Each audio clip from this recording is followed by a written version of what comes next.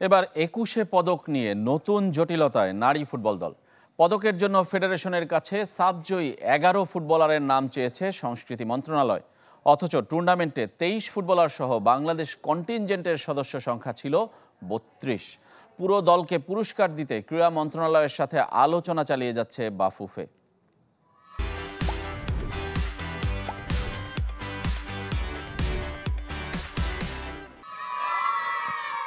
নারী দলের সাফল্যের স্বীকৃতি হিসেবে সর্বোচ্চ সম্মান দিতে চায় রাষ্ট্র, কিন্তু সেই পুরস্কার নিয়ে তৈরি হয়েছে জটিলতা।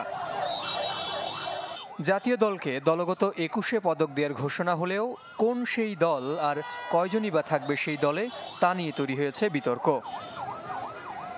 পদক নিতে সংস্কৃতি মন্ত্রণালয় থেকে ক্রীড়া মন্ত্রণালয় হয়ে চিঠি এসেছে ফুটবল ফেডারেশনে, যেখানে চাওয়া হয়েছে মাত্র ১১ ফুটবলারের নাম। বিষয়টি নিয়ে বিব্রত ফেডারেশন। ওখানে স্পোর্টসের লোক আমার মনে হয় না খুব একটা বেশি আছে। যদি তারা এই ব্যাপারে তৎপর থাকতো এবং তাদের অভিজ্ঞতা থাকতো, তারা অবশ্যই স্কোয়াডের কথাই বলে দিত বা কন্টিজেন্টের কথা। যদি তারা আবার একটু চিন্তা করে সিদ্ধান্ত নেয় ২১ পদক সবাইকে দেওয়া হয়, সবাই উজ্জীবিত এবং খুশি থাকবে বলে আমার বিশ্বাস।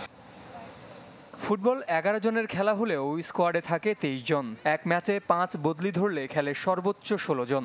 গেল সাফে দেশি বিদেশি কোচিং স্টাফ, ম্যানেজমেন্ট সহ বাংলাদেশ কন্টিনজেন্ট ছিল ৩২ জনের। তাদের সাথে কনভারসেশন হচ্ছে, তারা ইতিমধ্যে খুব দ্রুত মনে হয় রেজাল্ট জানিয়ে দিবে এবং আজকের এই আলোচনার পরে তাদের সিদ্ধান্ত ঘুরে কিনা এবং তারা কোনো সিদ্ধান্ত বদলায় কিনা এটা তাদের ব্যাপার।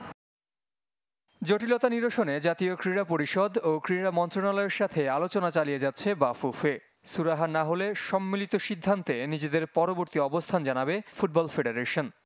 আলোচনা করে সিদ্ধান্ত নিবে যে তাদেরকে ১১ জনকে পাঠানো উচিত হবে না পুরো স্কোয়াডের জন্য এটা রিকোয়েস্ট করা হবে। জহির সাগর, চ্যানেল 24, ঢাকা।